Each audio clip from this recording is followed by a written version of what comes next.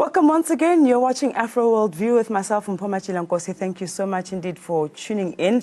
Today we are focusing on women in light of Women's Month, and in studio with me, I am with Destiny, and we'll be talking to her in a little bit. I think we should quickly just recap your top stories this morning before we get into it.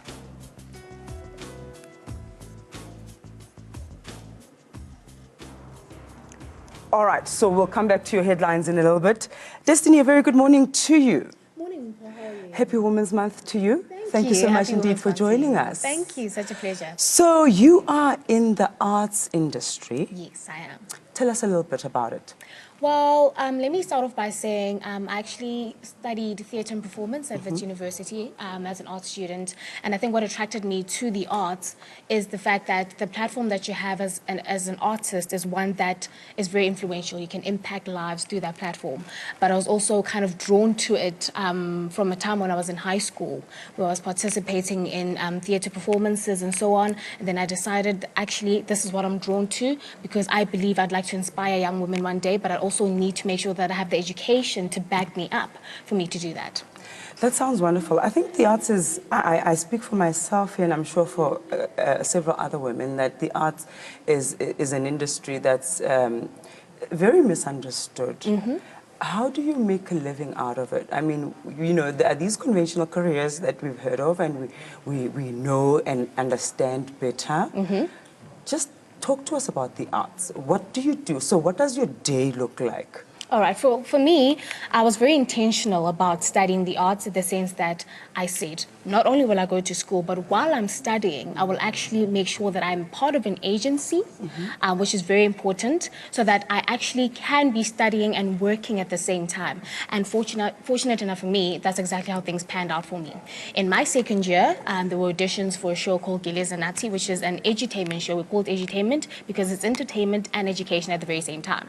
And my friend told me about the auditions and said, don't you want to pull through? Don't you want to check it out? And I was like, of course, you know, I'm in this industry. I want to learn about it. Went to the audition. That was my very first audition. I got the job, and I've just been growing and honing my skill in that way. And I think what's awesome about this industry, especially when you study it, is that it's actually a professional degree. You know what I mean? So you're being trained to do what you're going to be doing in the industry while you're at school. So when you're stepping out, you're going out with knowledge, but you're also going out with skills. And I think it's not enough to just have theory, you know, and to learn things off paper and to say, look, I understand how a camera works off theory. You need to practically do it. And so I became very intentional by saying, I'm actually going to audition. I'm going to get myself in the industry so that I can practically carry out what I want to do.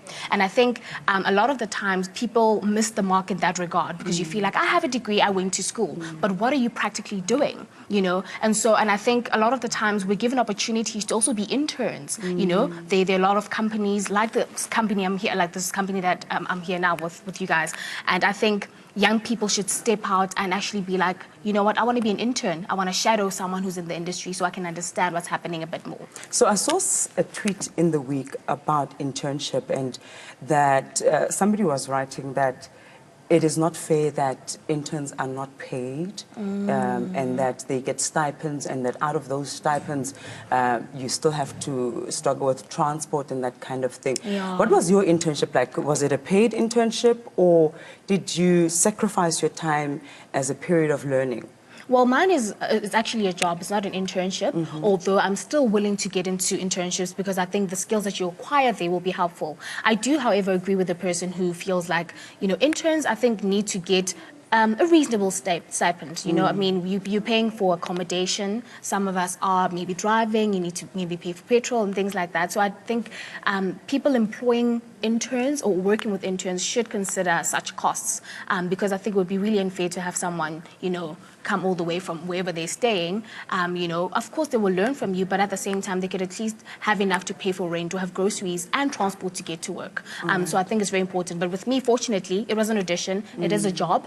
So I do get paid, and I've been getting paid since 2015, and it's still what I'm doing now. And I think it's really helped me grow and improve my speaking abilities, my communication, you know, because that's something I'm really passionate about, content producing and presenting. And so that platform for me was very important. And even when taking the job, I was very intentional by even saying that, look, even if I was not getting paid, I would sacrifice going there. And I think if you're in a situation where you're not getting paid, I think try and stay closer to the place so you can walk to work, you know, be strategic about it. And that's what I was willing to do, because I have friends who stay in Marvel. I was saying, look, I'm going to squat at your place, friend. I will stay there because the skills I'm going to acquire while I'm there are very important and they're related to my future. And are valuable. And are valuable, you know. Let's bring in Nosipho, who's on the line, joining us in this conversation. Nosipho, a very good morning to you.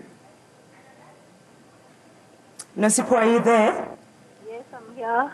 Thank you so much indeed, ma'am, for joining us. A happy Women's Month to you. Welcome to the conversation.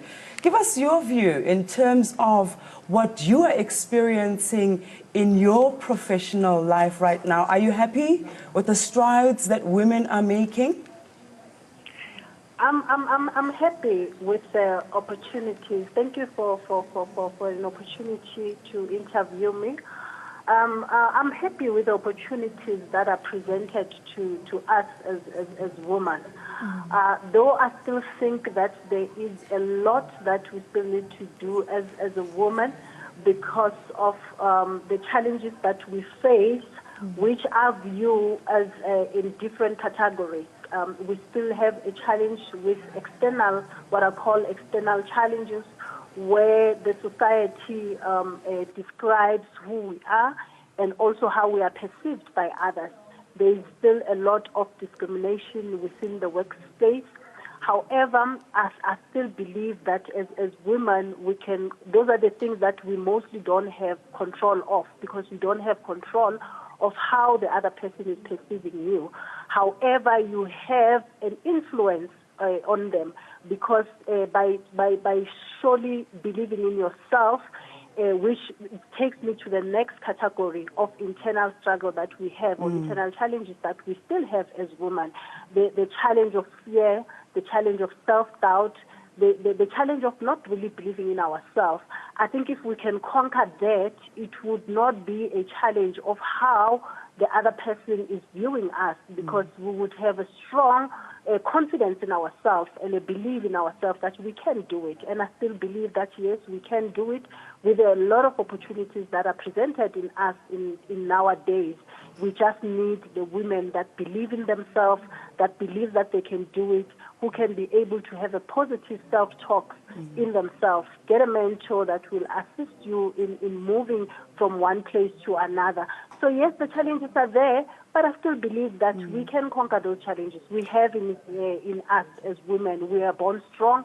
We are born as naturals. So it's in us. We are given that strength that we just need to be able to unleash and know that we can be able to do it. And yes, we name physical challenges as well. I'm in a technical field where physical strength is also needed.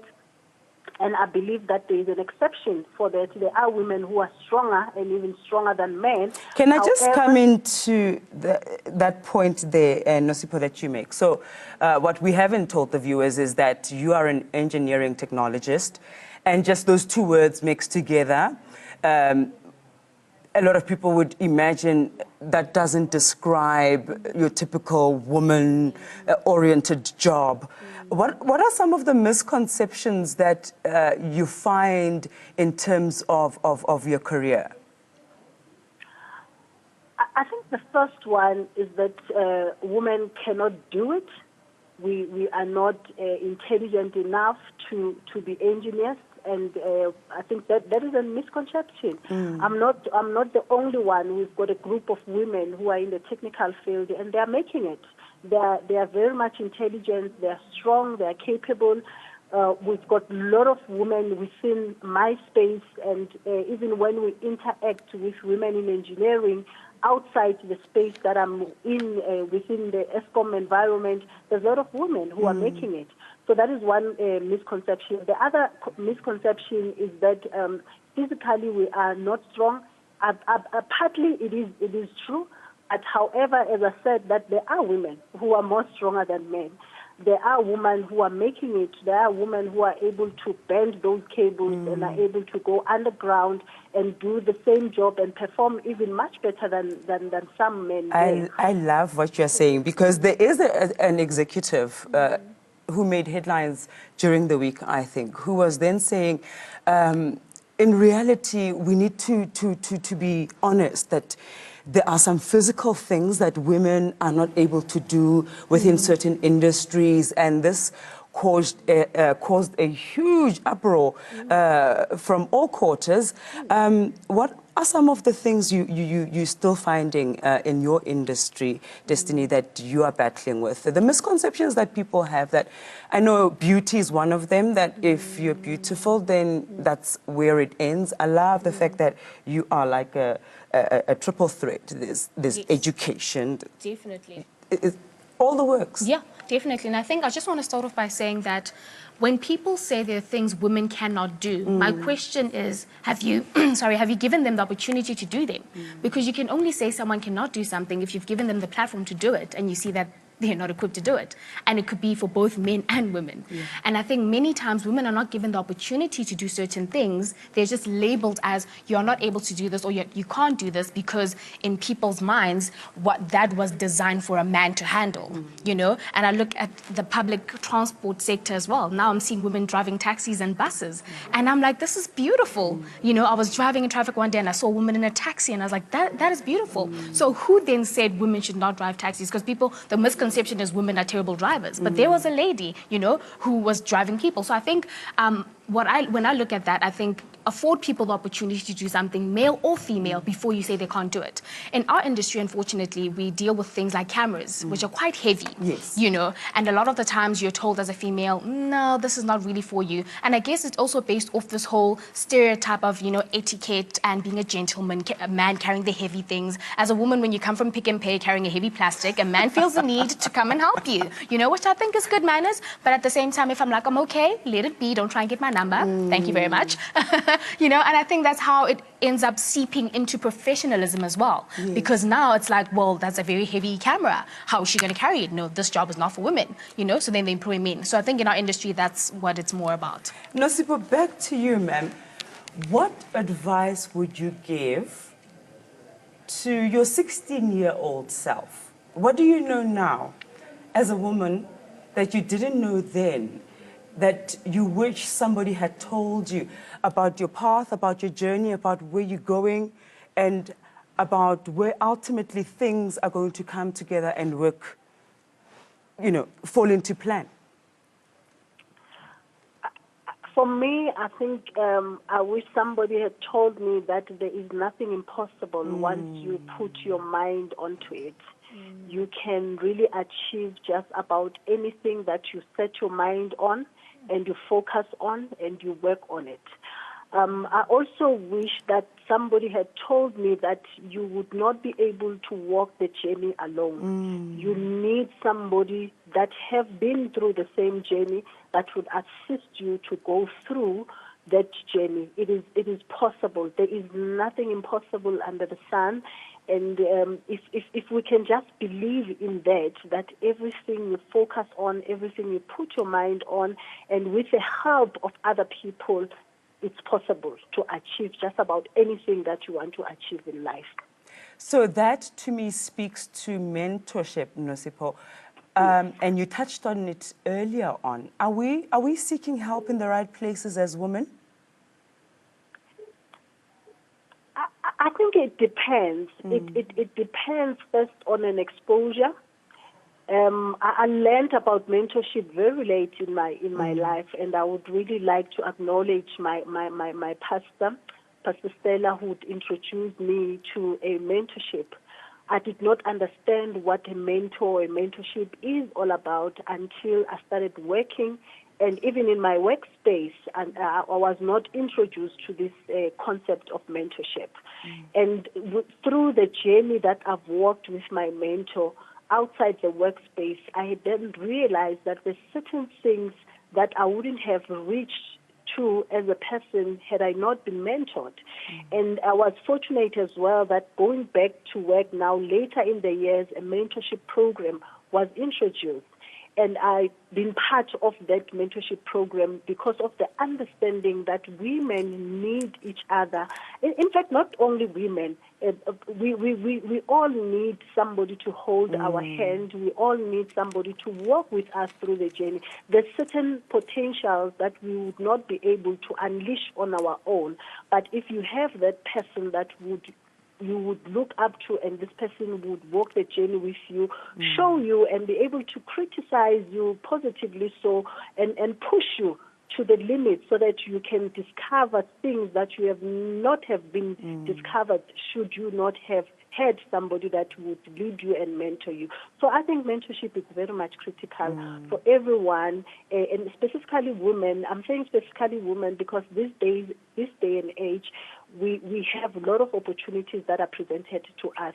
We also have a lot of misconceptions about women. And if you have that woman or that man that could believe in you and be able to go with you beyond what people believe with you. And remember the other thing, we struggle with fear. We struggle with low self-esteem. We struggle with a lot of things as women. And if we don't have people that will hold us by the hand, it will be difficult for us to reach our God-given potential. I love what you're saying, that these mentors can also be men. Yes. And when we had our chat earlier on Destiny, you were talking about how family was a very big support structure for you. Absolutely. And I cannot emphasize the importance of having a firm foundation and a supportive family. You know, it's so important, especially in the media industry, and I think in every industry actually, because for me, my mother was the pillar in the family, and she was someone who was saying, look, if this is the dream you want to pursue, I'm going to support you. Because I think, and I really want to speak to parents specifically, because remember, the child that you have is given to you by God for you to be a steward over their life, not to control them. Preach, sister. You see? And one thing that I'm grateful for is that my mom understood that. And growing up, one of the things she actually taught me and made me realize is that each person is born for a purpose. Your job is what you're employed to do, but your work is what you're born to do.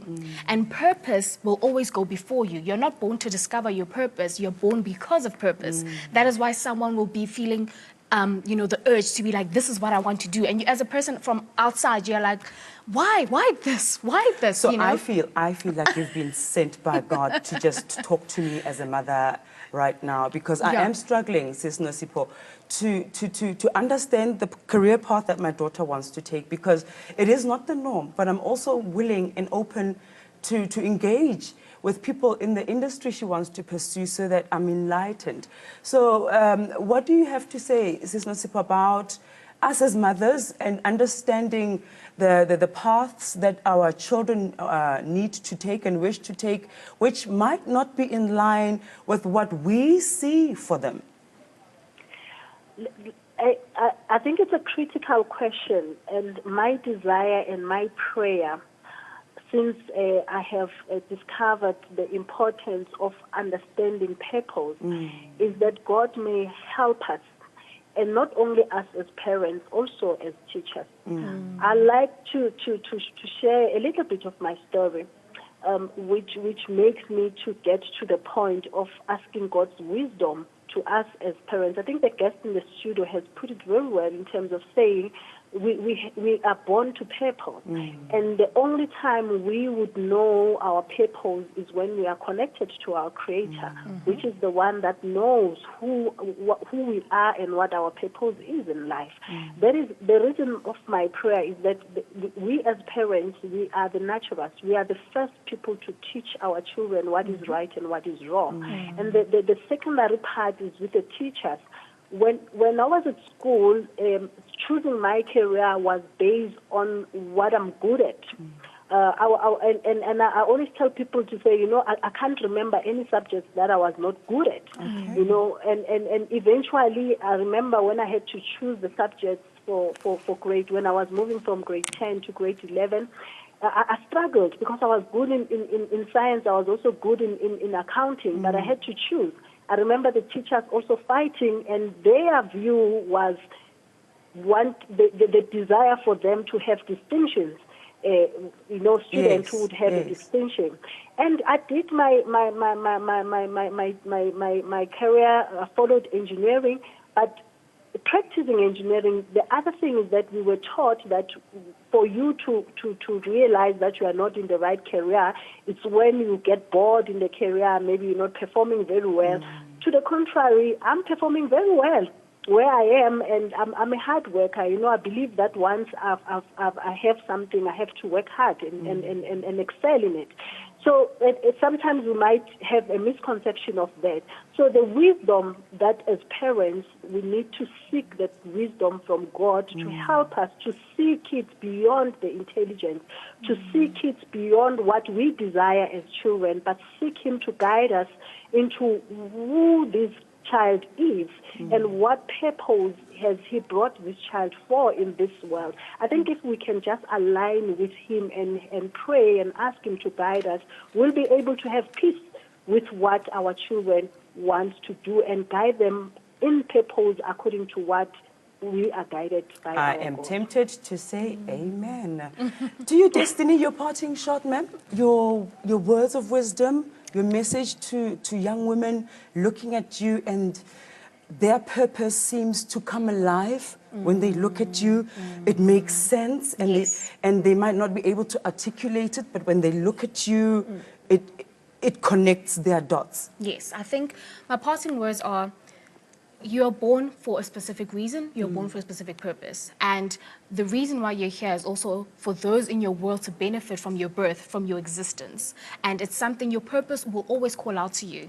And be inspired, don't give up, don't be discouraged, because just because it is also your purpose, don't be deceived to think that there are no challenges. Absolutely. Because I think that's the misconception. There was a time where I felt like, goodness Lord, okay, now I'm a graduate. Yes, I'm still, working for Able Media, but I need to expand my horizons. What now? I felt stuck, but I still know it's my purpose. So what I want to say to young women is that don't be discouraged. Even in purpose, there will be challenges, but understand that you have a higher calling and fulfill it and support others. Be to others what you never had, and be to others what you did have, both ways, because sometimes not everyone is fortunate enough to come from a supportive family. A lot of young women in my industry were actually, challenged, some were even kicked out of homes because the parents were like, if this is what you're going to study, move out, unfortunately. And so remember to not be discouraged, that if this is what you believe in, pursue it wholeheartedly and even help others who want to pursue that. Ladies, thank you so much for joining us this morning. I'm sure our viewers at home are totally inspired.